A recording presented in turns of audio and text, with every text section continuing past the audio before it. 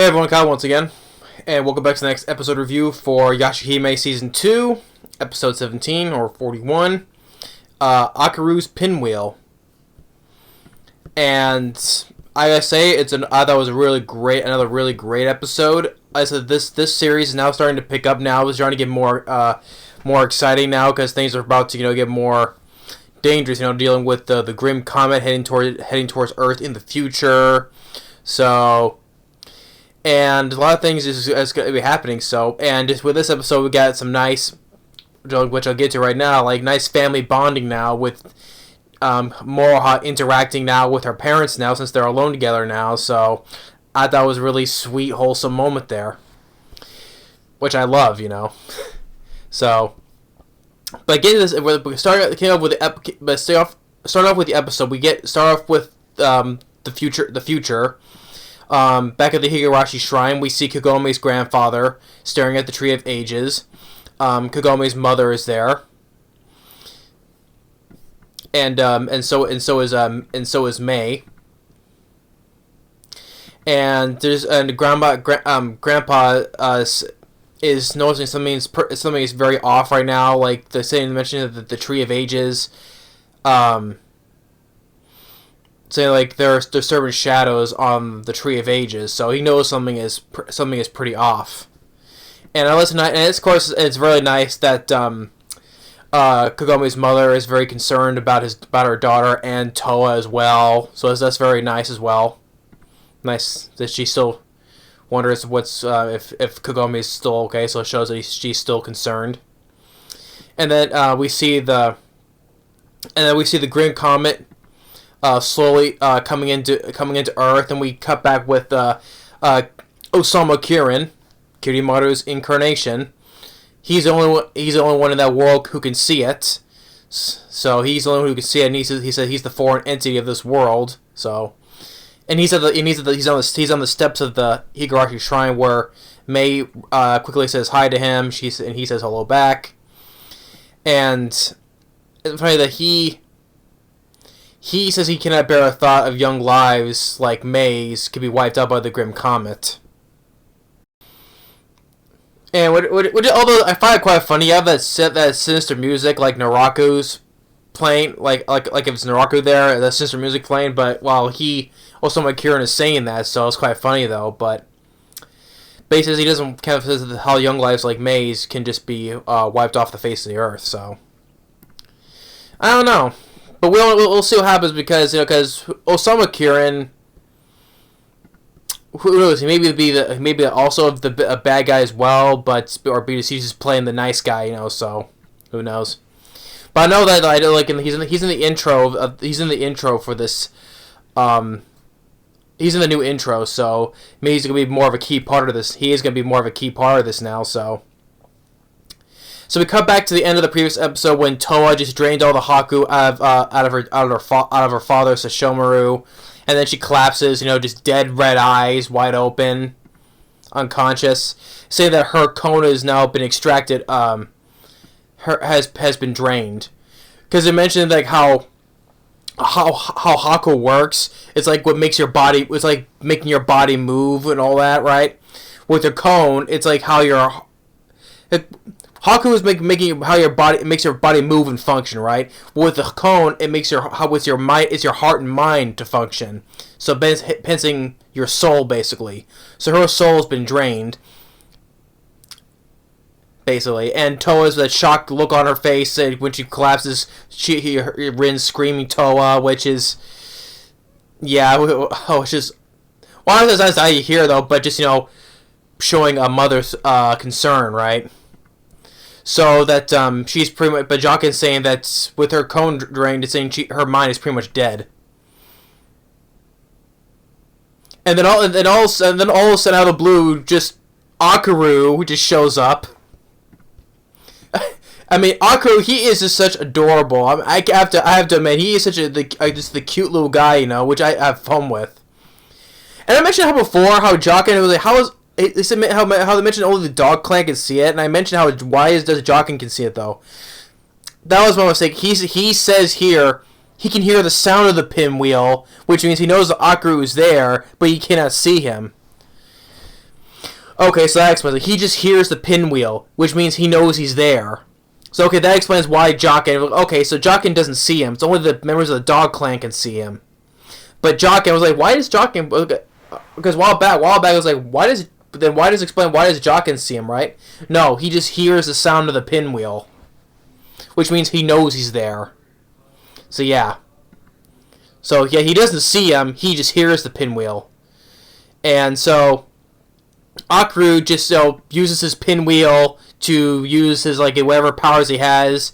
These little bits of orange energy into Toa. And then all of a sudden, he just starts poking at her. I mean, like I said, Akuru, he's just like, Akuru is just adorable. I mean, I like this character. And when Toa wakes up, he has that, and then he goes and floats away, waves by. So, and then she's fully fine now. And then now all of a sudden, the Tree of Ages show up. The spirit of the Tree of Ages, disguised, manifesting itself as Kikyo, or as people call it, Trikyo.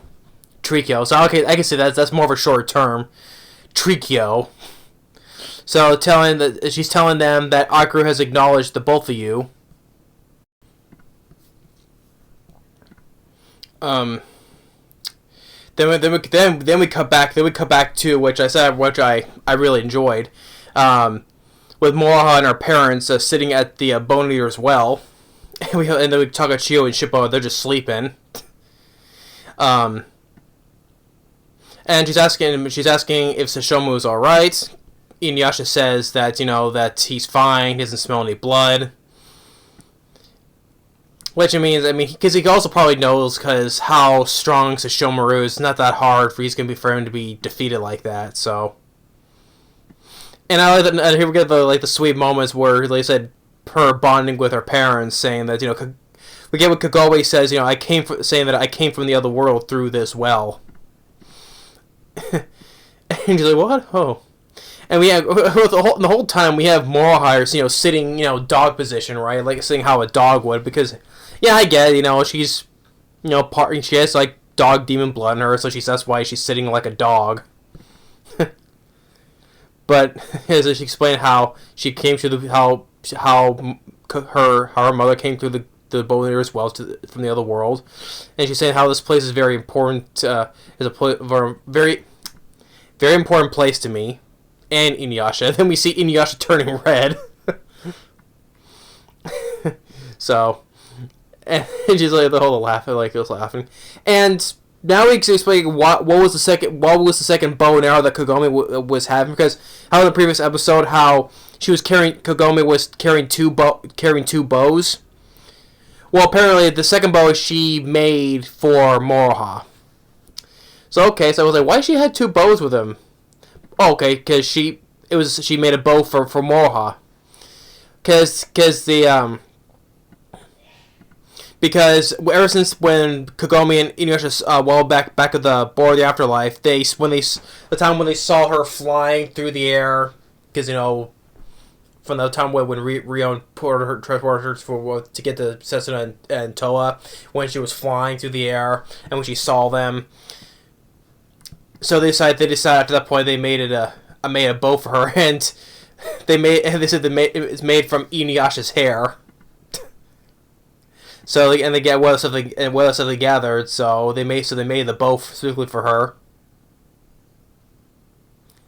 And just Moroha is very grateful, happy, which is because, like I said, nice wholesome moment which is like just her just bonding with her parents. Even though she may say it's awkward though, because yeah, of course, it's the first time you've been with your parents since for the first time since you were separated when you were just born. So yeah, I understand why it may be a little bit awkward now that you're alone with your parents finally. So then we cut back to Trikyo saying about the Great Khan will destroy the future,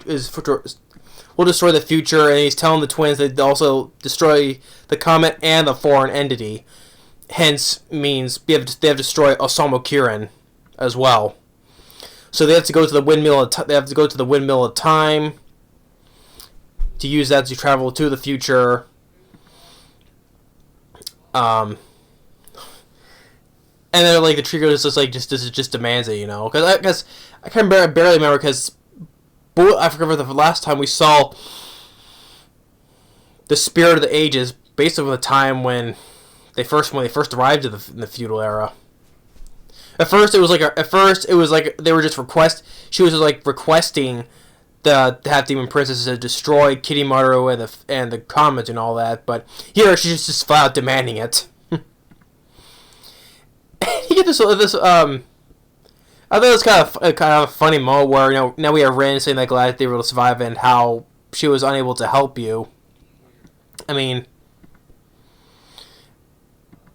and then you get this moment where it's like, oh, I wish I would like to hug the both of you, but it's not possible at the moment.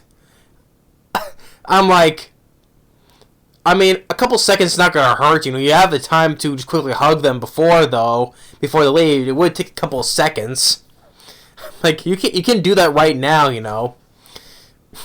Well, this is the right time, I guess. But and he's asking you like, I wonder why when Sesshomaru took you away when you were born. She says she knows because she basically you're Sesshomaru's daughters. So there's something you must do right now. So I guess it kind of makes sense. Yeah, a little awkward dialogue right there. Like, I wish I could hug you at the moment. Like, you could do that right now. It will only take a couple of seconds. I mean, this is the first time you've been with your... So the shaky cam. This is the first time you've been with your daughter since you were in the first time, basically. I mean, you can share a heartfelt moment right now. But I can't do it right now. But you have to do that, And the reason why I know why Sesshomaru took you away when you were born, because you're Sesshomaru's daughters. Okay, that makes complete sense. Yeah. So, and then you gotta find more with like Setsuna is saying how we're supposed to travel through time. Didn't you hear what Trikyo said before? Is the windmill of time? Hello. Yeah, I'm like, hello. And then Jock is saying the windmill of time is at her ladyship's manor, and it's saying, whose ladyship? Oh, it's Sesshomaru's mother. So they're gonna head out. Rin saying, please come back alive. And if you come back, allow me and Sesshomaru to give you two a big hug. Maybe that's why. She wants, like, a big family hug. A group hug, a family hug. So maybe that's why. So Jocken goes with them.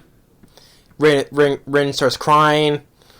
And saying Sesshomaru's still, like, beaten out. Still a drained Sesshomaru still saying, she's telling him, like, that was for the best, wasn't it? And you kind of like see Sesshomaru have a little smirk, I pass. I buy it. I mean, he's been doing that a lot in the past couple of episodes. He's been nothing but like smirking, The first of the couple times, like mocking Kirimaru, which is badass.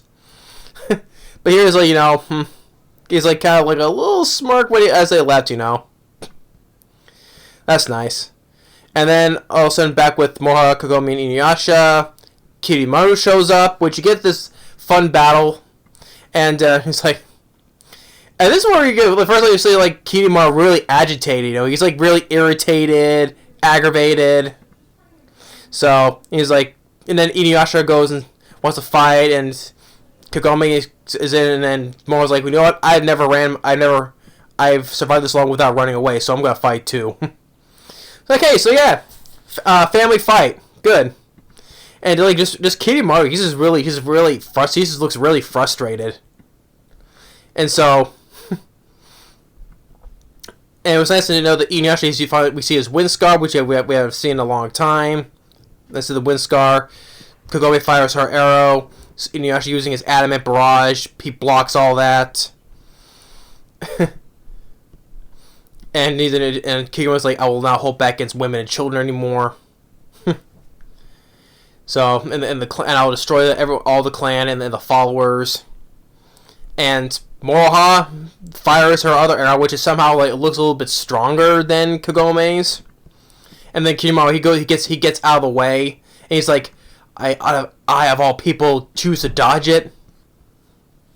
Yeah, he's the guy who doesn't. He looks like a guy who doesn't dodge anything. Yeah, like I said, I think this is one episode we see that Kidimaru, he's like really at most frustrated and aggravated. You know, like he's like basically like it's like he's off his game basically. You get what I mean? He's kind of like off his game because he's getting so frustrated and agitated at everybody. You know, he's just like emotionally frustrated because he can't first. His fight with Moroha got interrupted, then it's the Shomaru, and then with the three girls after that, then here, you know. So he's just getting very frustrated, you know. And now Inuyasha using the backlash wave once again. He takes it off. He blocks that. And you get this nice, cool transmission where we see Kagome using about to fire her sacred arrow. Then it transitions into Moroha using to fire her sacred arrow, both at the same time. So hey, a whole family attack, both sacred arrows, and then the wind scar, one big family attack, which that was cool. I like that. You know, finally together as a family for the first time. I like that a lot. And it's like.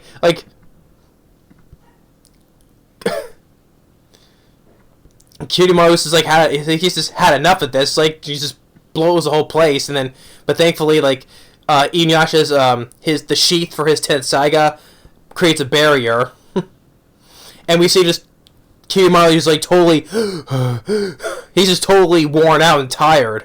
The great Beast King of the Dawn or the East, no the great Kidimaru of the Dawn or the Beast King of the East. He's like, for the first time we see him, he's completely all worn out. For the first time. So Toa Sesuna said they're gonna go to the future. Akuru shows up again. And another cute moment where Akuru's just pulling on Moroha's arm. He's telling her to go this way. So Moroha and Inuyasha's like, go what? You're your friends, go with them. Which is because because back then with Inuyasha, he couldn't trust anybody, with friends and all, or because he's been alone for most, when he's grown up, But here now, he's fully trusted with everybody around him now, so he's fine with them, with Moroha going with them. So, and then Kidimaru was gonna go chase after them, but Inuyasha stops him. He's like, "Where are you going? You're not going anywhere. I will not let you lay a finger on my daughter." Like, Kidimaru, he's just, off his game now. He's just getting emotionally frustrated with everybody now. And then Jochen goes with them, of course. Then we cut back with Miroku. It's nice to see him again. Oh, but before that, before we get to Miroku, we see with Rion and Riku, they're still walking, but all of a sudden that Rion collapses.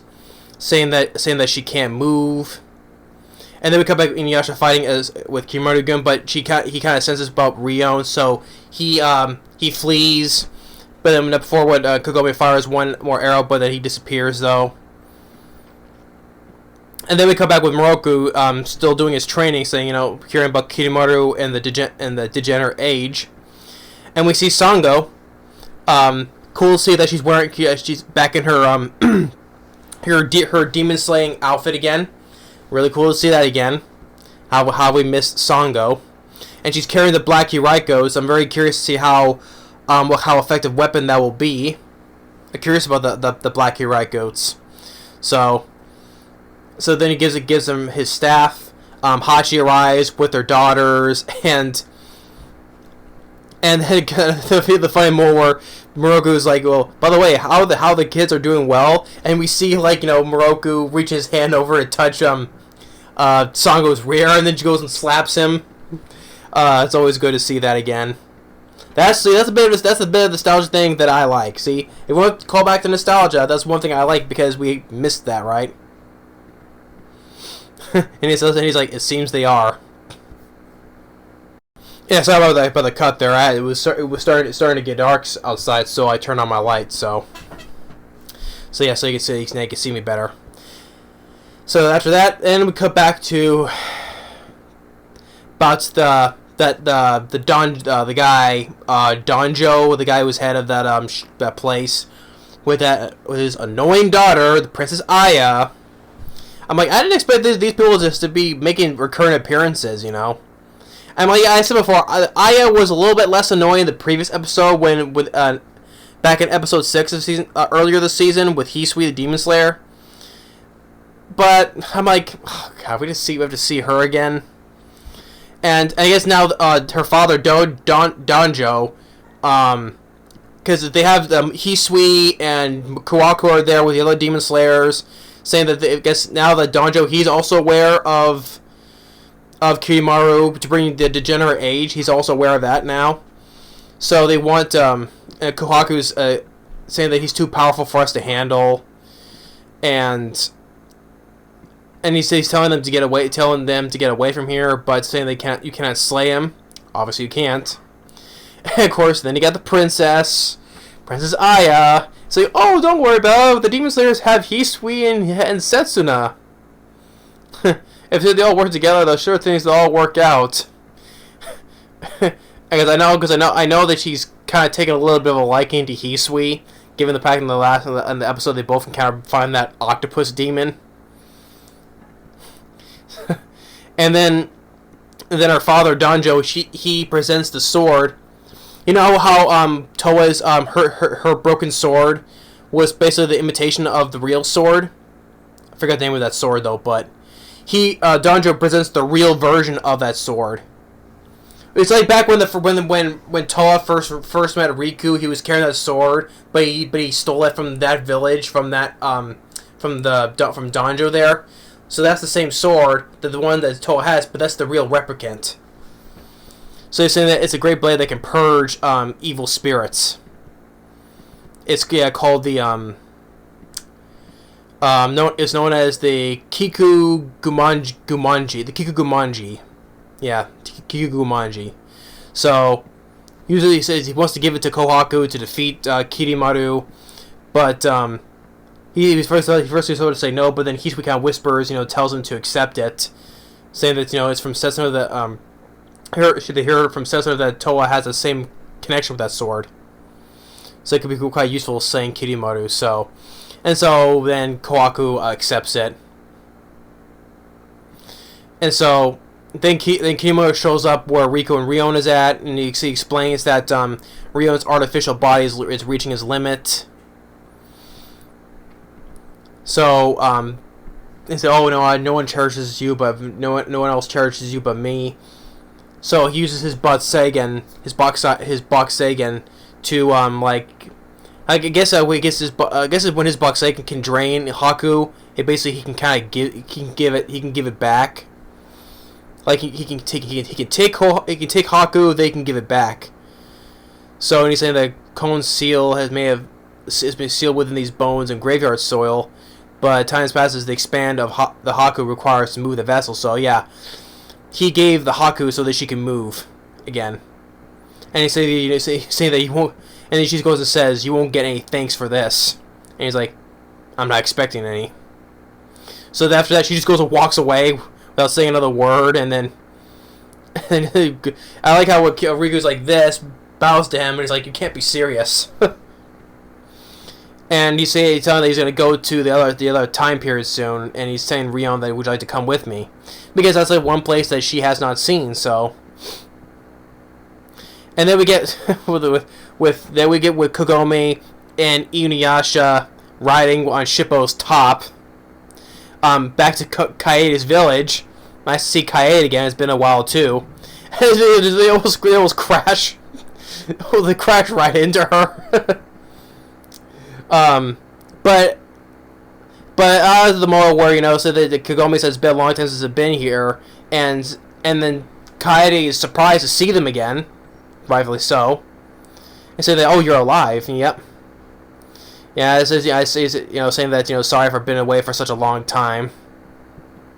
But he's saying that they should have.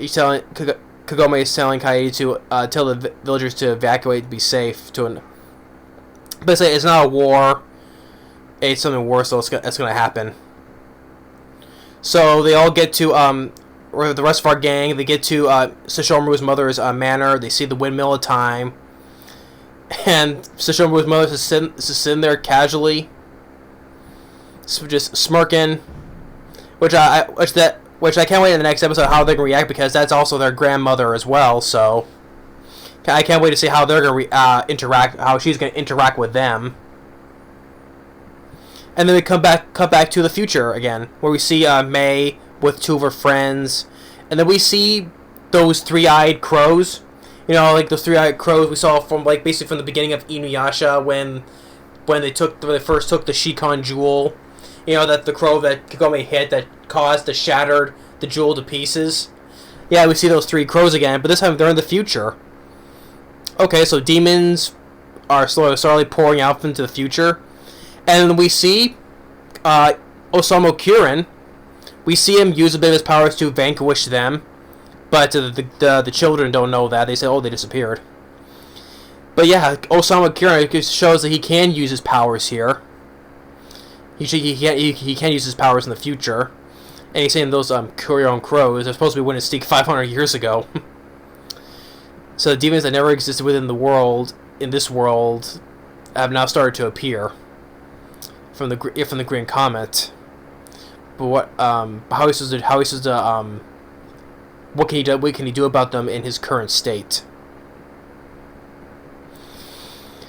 So yeah, Osamu Kirin can use his powers. Well, of course, it makes sense because he's Kirimoto's incarnation. And now he's saying that from the Green Comet, though, what demons that demons are supposed to be originally from the feudal era, that are also from the comet as well. But I'm really curious to see how that's gonna happen. You know, when they get to the future. So yeah, Akuru's Pinwheel, episode 17. I enjoyed. Like I said, I love the family bonding moments with Kagome, with her parents. The fight between Inuyasha, Inuyasha, Moroha, and Kagome. The family fight between them and Kirimoto, I enjoyed. It was nice to see back in the future again with Kagome's grandmother and her mother, and with May and Osamu Kirin. He got to see he can use some powers. He just went like this, and then made the crows disappear. So I'm curious what kind of other powers he can have. Yeah, everything else, you know, and I really enjoyed it. It was another really great episode. Like I said, Akuru, he's just adorable as hell. He is. Kirimoto, like I said, he was just, like, off his game. He was just very frustrated and aggravated, you know. He just kept, you know. So it basically was, and the first time we see him, he's like drained, exhausted, because like this. So yeah, he's just off his game in this episode, because, you know, he's taking too much of one fight after another, you know, he keeps getting interrupted, so yeah. Yeah, we saw the princess once again, but it's only just for a brief moment though, so she wasn't that quite annoying. She didn't laugh. She didn't do that annoying laugh that she always does, so that's a good thing. I always hate that well, at least she didn't do that. So, but her father handed the real version of Toa's sword to the Demon Slayers. And then Sango, nice to see Sango and Moroha again. Sango in their Demon Slaying outfit, carrying the Black Records. Like I said, I'm curious to see how that new weapon's gonna work. You know, the nostalgia moment where she slaps him when Moroha grabs her behind. That's always good, nice nostalgia moments. See, that's the kind of nostalgia callbacks I like. So, but it's different from movies though. But here in anime, it's different for me. But yeah, it was another really great episode. I enjoyed it. So like I said, this is really gonna start to pick up pace here, dealing with the Green Comet, heading closer to Earth. I'm really excited to see how the next episode is gonna go. So, but yeah, but I'll get to that I'll get to explain in the next preview discussion though. So anyway, thanks for watching. Stay tuned for my next episode review for my Dress Up Darling, and then the next preview discussion. But yeah, definitely a thumbs up for this episode. Nice family bonding for Moroha. Family fight as well, and really enjoyed it. So thanks for watching, and see you all in the next episode review. Later.